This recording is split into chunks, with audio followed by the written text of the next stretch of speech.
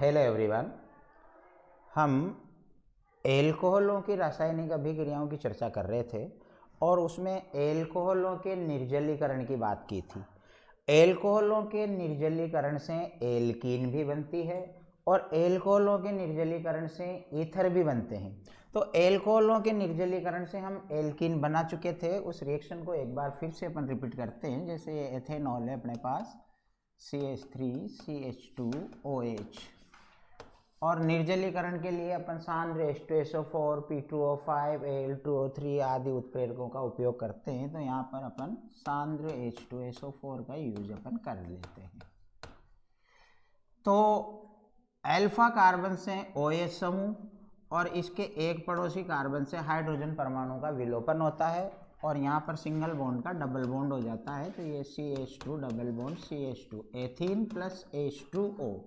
तो ये एक विलोपन अभिक्रिया है जहाँ जल के अणु का विलोप हुआ है और एल्कीन बनी है। इस रिएक्शन में टेम्परेचर अपन रखते हैं 443 केल्विन, यानी कि थोड़ा उच्च ताप है। अगर इसी रिएक्शन को हम थोड़ा निम्न ताप पर लेते हैं, जैसे ये कंस्ट्रक्टेड H2SO4 है और ताप अपन 413 केल्विन रख देते हैं, तो अब ये अभिक्रिया विलोपन के स्थान पर SN2 अभिक्रिया होगी, द्विअणुक नाभिक स्नेही प्रतिस्थापन अभिक्रिया।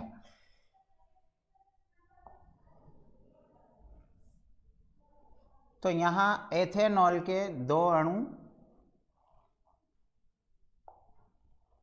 काम में लेते हैं CH3CH2OH और एक और अणु HOCH2CH3।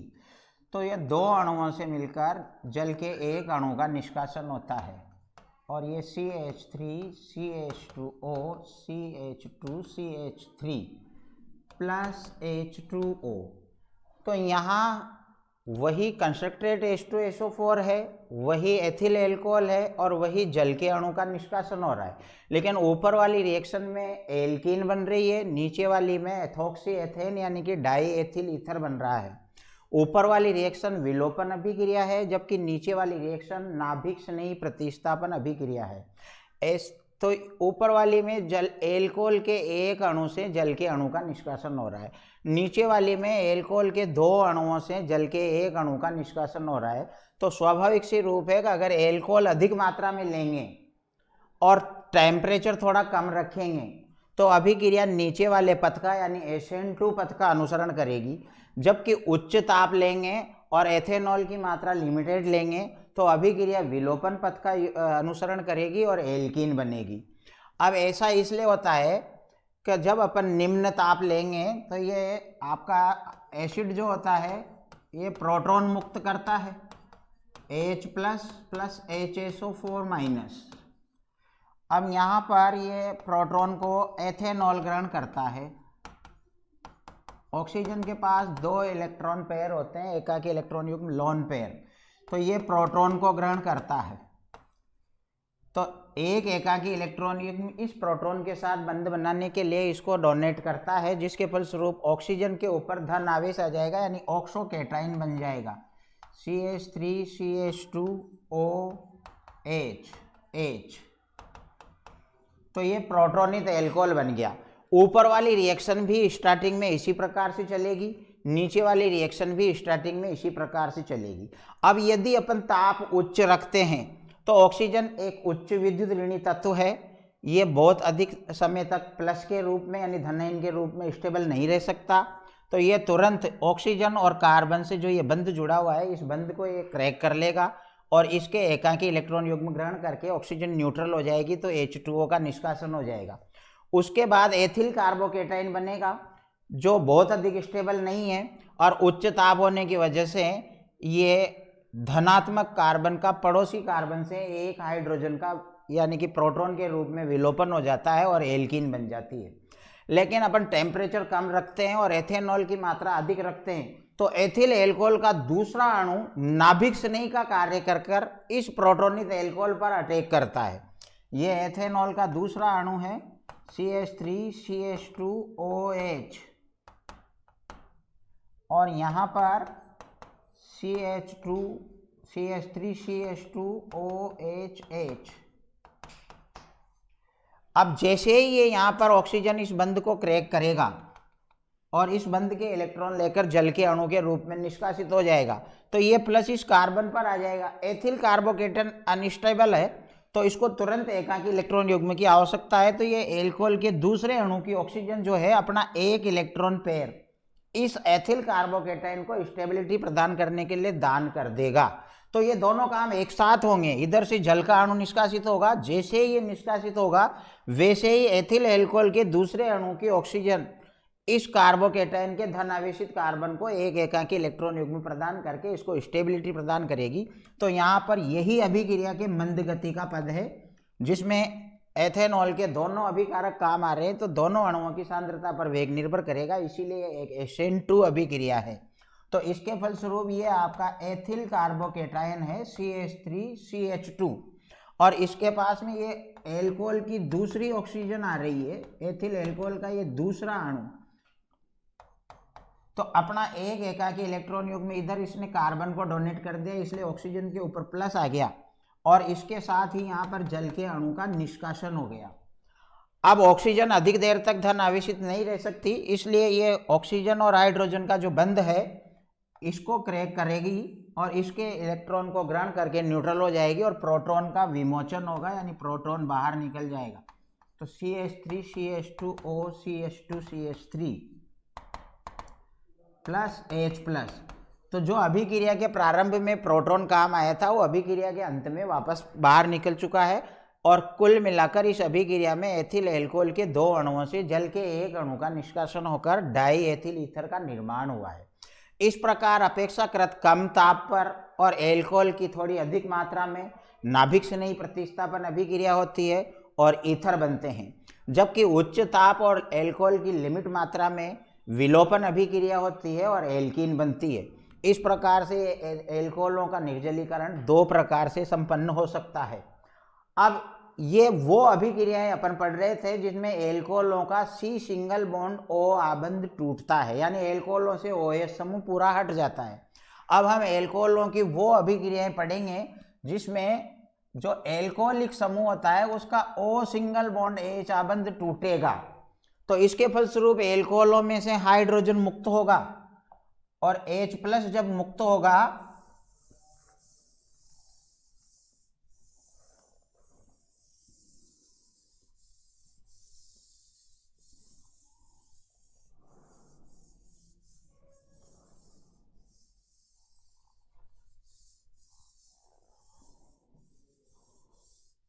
O सिंगल बॉन्ड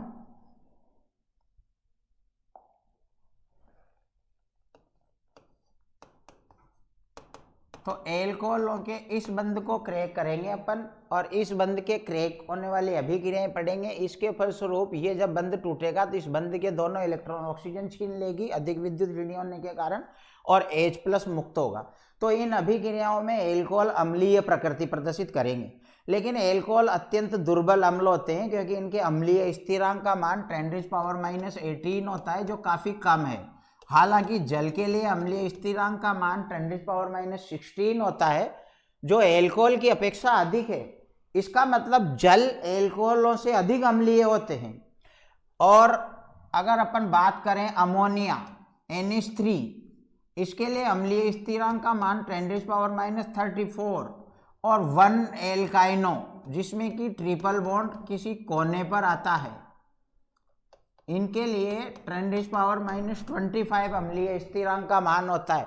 तो ये अम्लीय स्थिरांक के मान शो करते हैं कि जल अच्छा अम्ल है, जल से थोड़ा कमजोर अम्ल एल्कोहल होते हैं, उससे कमजोर 1 एल्काइने हैं, और अमोनिया सबसे कमजोर अम्ल होती है इन चारों में। और ब्रांस्टेड लोरी के अनुसार प्रबल अम्ल का संयुग्मिसार दुर्बल होता है। तो अम्ल जितना प्रबल होगा उसके प्रोटॉन त्यागने के बाद जो ऋण आवेशित पार्ट बचेगा वो उतना ही प्रबल क्षार होगा। तो एल्कोहल जब H+ त्यागेंगे तो RO- यानी alkyl plus oxide alkoxide ion बनेंगे, जबकि अमोनिया जब प्रोटॉन त्यागेगी तो NH2- बनेंगे। तो चूंकि अमोनिया एल्कोहल की अपेक्षा दुर्बल अम्लीय है तो अमोनिया का संयुग्मिसार अधिक प्रबल होंगे, इसीलिए NH2- एल्कोक्साइड आयनों की अपेक्षा अधिक प्रबल क्षार होते। अब अपन अम्लीय सामर्थ्य में पहले जल और एल्कोहलों की तुलना करते हैं। जल का सूत्र होता है HOH, जबकि एल्कोहलों का सूत्र होता है ROH। अब अम्ल किसे कहते हैं? जो आसानी से H+ मुक्त करता है वो उतना ही बढ़िया अम्ल होता है। अम्लों की निशानी है प्रोटॉन मुक्त करते हैं। तो जल भी यहाँ पर ये H+ को मुक्त कर सकता है और एल्कोहल भी H+ को मुक्त कर सकता है। अब जो जितना जल्दी H+ को मुक्त करेगा या जिसमें H+ मुक्त करने की प्रवृत्ति जितनी ज्यादा होगी वो उतना ही अच्छा अम्ल होगा। तो अब अपन इस ऑक्सीजन से जुड़े दूसरी साइड की बात करते हैं। जल में ऑक्सीजन के दूसरी साइड में भी हाइड्रोजन ही जुड़ा हुआ है और हाइड्रोजन का प्रेरणिक प्रभाव शून्य होता है, यानी ये तो ना तो -I और ना +I। जबकि यहाँ ऑक्सीजन से एल्किल समूह जुड़ा हुआ होता है, जो मेथिल, एथिल, प्रोपिल, कोई भी एल्किल समूह हो सकता है। एल्किल समूहों का +I प्रेरणिक प्रभाव होता है। इसका मतलब है कि एल्किल समूह जिस परमाणु से भी जुड़े होंगे उसको बंध के इलेक्ट्रॉन उसकी तरफ धकेलेंगे। तो यानी कि इस बंध के इलेक्ट्रॉन ये एल्किल समूह अपने आप ही किसके साइड में धकेलेंगे? ऑक्सीजन की साइड में। तो ऑक्सीजन के पास 2 इलेक्ट्रॉन पेयर तो पहले से ही है और एक ये एल्किल समूह भी इसी को दे रहा है। तो ऑक्सीजन के पास इलेक्ट्रॉनों की मात्रा यानी इलेक्ट्रॉन घनत्व अधिक हो गया, तो ऑक्सीजन इलेक्ट्रॉन धनी हो गई, इलेक्ट्रॉनों के प्रति धनवान। तो जब ऑक्सीजन गरीब होती है, इलेक्ट्रॉन शुद्ध होती है, तब उसके ऊपर प्रेशर पड़ता है और उसके कारण क्या है कि वो इस बंध के इलेक्ट्रॉनों को अपनी तरफ खींचती है और H+ को बाहर निकाल देती है, यानी कि O बॉन्ड H बंध की ध्रुवता बढ़ जाती है। तो O बॉन्ड H बंध की ध्रुवता जितनी अधिक होगी, प्रोटॉन उतनी ही आसानी से मुक्त हो जाएगा। तो यहाँ पर हाइड्रोजन किसी प्रकार का ऑक्सीजन पर इलेक्ट्रॉन घनत्व नहीं बढ़ा रहा, तो ऑक्सीजन कोई इलेक्ट्रॉन धनी नहीं हो रही। इलेक्ट्रॉन धनी नहीं हो रही तो ये इस बंध के इलेक्ट्रॉनों को खींचने की कोशिश करेगी तो बदले में H+ यानी प्रोटॉन मुक्त होगा। जबकि एल्कोहलों में जो एल्किल समूह है ये ऑक्सीजन की ओर इलेक्ट्रॉनों को धकेल रहे हैं +I प्रेरणिक प्रभाव के कारण। फलस्वरूप ऑक्सीजन इलेक्ट्रॉन धनी हो गई। तो जब ऑक्सीजन को इधर से इलेक्ट्रॉन मिल गए तो वो हाइड्रोजन से क्यों छीनने का प्रयास करेगी? तो उसकी वजह से O बॉन्ड H बंध की ध्रुवता कम हो जाएगी और इसमें प्रोटॉन को मुक्त करने की प्रवृत्ति जल की अपेक्षा कम हो जाएगी। इसी कारण से एल्कोहल जल की अपेक्षा दुर्बल अम्ल होते हैं। और एल्कोहलों में भी अब प्राथमिक एल्कोहल, द्वितीयक एल्कोहल और तृतीयक एल्कोहल की बात करते हैं। तो प्राथमिक एल्कोहलों में RCH2OH, द्वितीयक एल्कोहलों में डबल एल्किल समूह होते हैं CHOH और तृतीयक एल्कोहलों में ट्रिपल एल्किल समूह होते हैं COH। तो यहाँ पर एक एल्किल समूह है जो इलेक्ट्रॉनों को इस साइड में कार्बन की ओर और कार्बन से फाइनली ऑक्सीजन की ओर धकेला जाएगा। यहाँ पर 2 एल्किल समूह मिलकर इलेक्ट्रॉनों को कार्बन और ऑक्सीजन की तरफ धकेल रहे हैं, जबकि यहाँ 3 एल्किल समूहों का +I प्रेरणिक प्रभाव कार्य करेगा। तो कुल मिलाकर इस ऑक्सीजन पर इलेक्ट्रॉन घनत्व सबसे ज्यादा बढ़ जाएगा, क्योंकि यहाँ पर इलेक्ट्रॉन कितने पीछे से धकेल रहे हैं? 3 एल्किल समूह यहाँ ऑक्सीजन की तरफ इलेक्ट्रॉन युग्मों को धकेल रहे हैं। प्राथमिक एल्कोहल में ऐसा एक ही एल्किल समूह है, तो इस ऑक्सीजन के पास एक एल्किल समूह से इलेक्ट्रॉन युग्म अपनी तरफ आ रहे हैं। तृतीयक एल्कोहलों में 3 एल्कोहलों से आ रहे हैं, तो ज्यादा धनी, इलेक्ट्रॉनों के प्रति अधिक धनी ये तृतीयक एल्कोहल वाली ऑक्सीजन हो जाएगी, यानी कि तृतीयक एल्कोहलों की ऑक्सीजन अधिक इलेक्ट्रॉन धनी हो जाएगी। अधिक इलेक्ट्रॉन धनी हो जाएगी तो यहाँ O बॉन्ड H बंध पर प्रेशर घट जाएगा, यानी इसकी ध्रुवीयता कम हो जाएगी, जिसके कारण इसमें प्रोटॉन मुक्त करने की प्रवृत्ति कम हो जाएगी। द्वितीयक एल्कोहलों में 2 एल्किल मिलकर ऑक्सीजन की तरफ इलेक्ट्रॉन युग्म को धकेल रहे हैं, तो यहाँ भी ऑक्सीजन इलेक्ट्रॉन धनी हो रही है, लेकिन तृतीयक एल्कोहलों की अपेक्षा कम धनी है। तो यहाँ O बॉन्ड H बंध की ध्रुवता थोड़ी अधिक हो जाएगी, यानी द्वितीयक एल्कोहलों में प्रोटॉन मुक्त करने की प्रवृत्ति तृतीयक एल्कोहलों की अपेक्षा अधिक होगी। जबकि प्राथमिक एल्कोहलों में केवल एक ही एल्किल समूह ऑक्सीजन की तरफ एकाकी इलेक्ट्रॉन युग्म या बंधी युग्म को धकेल रहा है, जिसके कारण यहाँ O बॉन्ड H बंध की ध्रुवता सबसे अधिक होगी। इसी कारण से प्राथमिक एल्कोहल सबसे पहले H+ मुक्त करने में समर्थ होंगे। अतः प्राथमिक एल्कोहल सबसे ज्यादा अम्लीय होते हैं, द्वितीयक एल्कोहल उनसे कम अम्लीय होते हैं और तृतीयक एल्कोहल तीनों प्रकार के एल्कोहलों में सबसे कम अम्लीय होते हैं, और तीनों प्रकार के एल्कोहलों से अधिक अम्लीय जल होता है।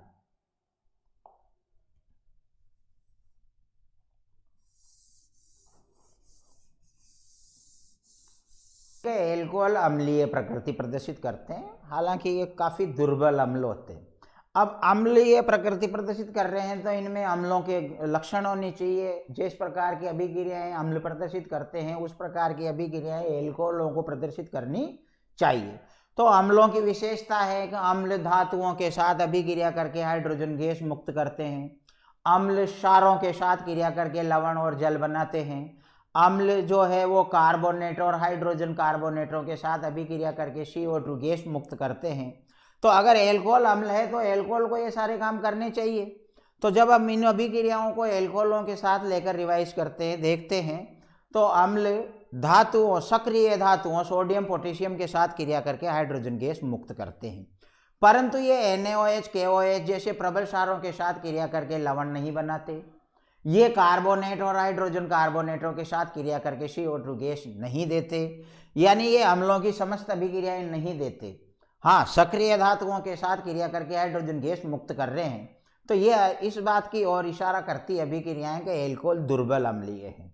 जब अपन आगे एल्कोहलों की अम्लीयता की तुलना फिनोलों से करेंगे तो फिनोल भी सक्रिय धातुओं के साथ क्रिया करके हाइड्रोजन देती है, लेकिन फिनोल NaOH जैसे प्रबल क्षार के साथ क्रिया करके सोडियम फिनॉक्साइड जैसे लवण भी बनाती है, जबकि एल्कोहल NaOH KOH जैसे क्षारों के साथ क्रिया करके लवण नहीं बनाते। अतः फिनोल एल्कोहलों की अपेक्षा अधिक अम्लीय होती है, जिसकी चर्चा हम जब फिनोल वाला पोर्शन पढ़ेंगे तब करेंगे। फिर आगे अपन कार्बोक्सिलिक अम्लों की अम्लीय सामर्थ्य की बात भी करेंगे। तो कार्बोक्सिलिक अम्ल भी धातुओं के साथ क्रिया करके हाइड्रोजन देते हैं, वो NaOH KOH जैसे क्षारों के साथ क्रिया करके लवण भी बनाते हैं, और वे कार्बोनेट और हाइड्रोजन कार्बोनेट के साथ क्रिया करके CO2 गैस भी मुक्त करते हैं। तो कार्बोक्सिलिक अम्ल फिनोलों से भी अधिक अम्लीय हो जाएंगे, क्योंकि वो अम्लीयता की अधिक अभिक्रियाएं प्रदर्शित कर रहे हैं। क्यों कर रहे हैं उसकी बात हम जब कार्बोक्सिलिक अम्ल वाला पोर्शन पढ़ेंगे तब करेंगे। तो फिलहाल एल्कोहल अपन जान चुके हैं कि सक्रिय धातुओं के साथ क्रिया करके हाइड्रोजन गैस मुक्त कर सकते हैं। तो RCH2OH प्लस सोडियम के साथ अपन इसकी क्रिया कराएं 2 अणु लेकर, तो ये हो जाएगा 2RCH2ONA प्लस H2। द्वितीयक एल्कोहल भी इस अभिक्रिया को देंगे, RCHOH 2 अणु प्लस 2Na, तो RCHO और Na प्लस H2। अब अपन जानते हैं कि द्वितीयक एल्कोहलों में प्रोटॉन मुक्त करने की प्रवृत्ति प्राथमिक एल्कोहलों की अपेक्षा कम होती है। अतः ये नीचे वाली रिएक्शन थोड़ी शांत गति से होगी और इसके लिए थोड़ी उग्र परिस्थितियों की आवश्यकता होगी। तृतीयक एल्कोहलों की जब अपन सक्रिय धातु के साथ रिएक्शन कराएंगे तो तृतीयक एल्कोहलों में प्रोटॉन मुक्त करने की प्रवृत्ति और भी कम होती है।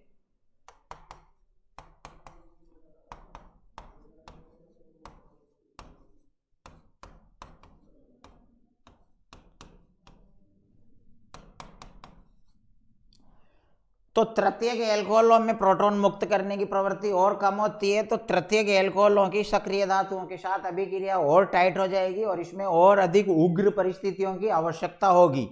तो इन अभिक्रियाओं की गति के आधार पर भी हम तीनों प्रकार की एल्कोहलों की अम्लीय सामर्थ्य की चर्चा कर सकते हैं। यहाँ प्राथमिक एल्कोक्साइड आयन प्राप्त हो रहा है, यहाँ पर द्वितीयक एल्कोक्साइड आयन प्राप्त हो रहा है और यहाँ पर तृतीयक एल्कोक्साइड आयन प्राप्त हो रहा है। तो जो जितना प्रबल अम्ल होता है उसका संयुग्मी क्षार उतना ही दुर्बल होता है। तो प्राथमिक एल्कोहल सबसे ज्यादा प्रबल अम्लीय होता है तीनों प्रकार के एल्कोहलों में।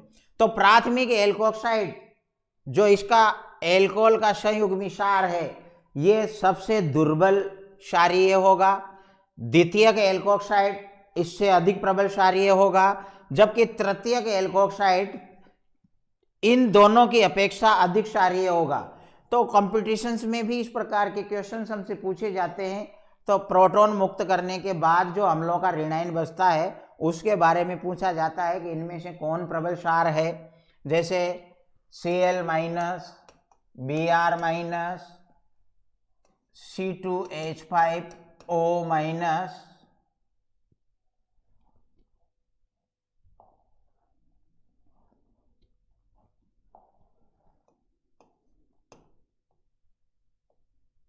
और I माइनस।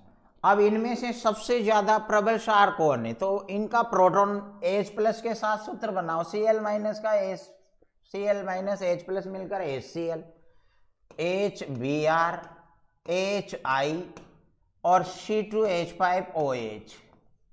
तो ये सब अम्लीय प्रकृति के हैं।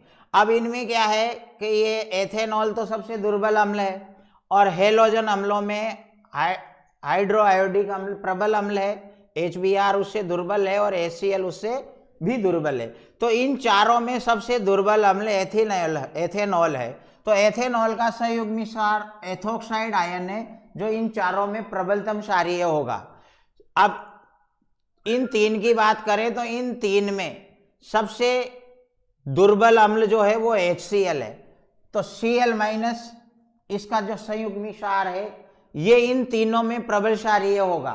तो इस प्रकार हम अम्लों के संयुग्मी क्षार जो प्राप्त होते हैं उनकी क्षारीय सामर्थ्य की भी तुलना कर सकते हैं। अम्ल जितना ज्यादा प्रबल होगा उसका संयुग्मी क्षार उतना ही ज्यादा दुर्बल होगा। तो इस प्रकार से ये सब अभिक्रियाएं एल्कोहलों की अम्लीय प्रकृति को प्रदर्शित करती है। अगली क्लास में हम एल्कोहलों की कार्बोक्सिलिक अम्लों के साथ अभिक्रिया करेंगे जिसके एस्टर बनेंगे। ये अभिक्रियाएं सांद्र H2SO4 की उपस्थिति में होंगी जिनमें एल्कोहल H प्लस मुक्त करेंगे और एस्टर और का OR समूह और एल मिलकर एल्कोहल बनाएंगे। तो एल्कोहल की कार्बोक्सिलिक अम्लों के साथ रिएक्शन करवाएंगे।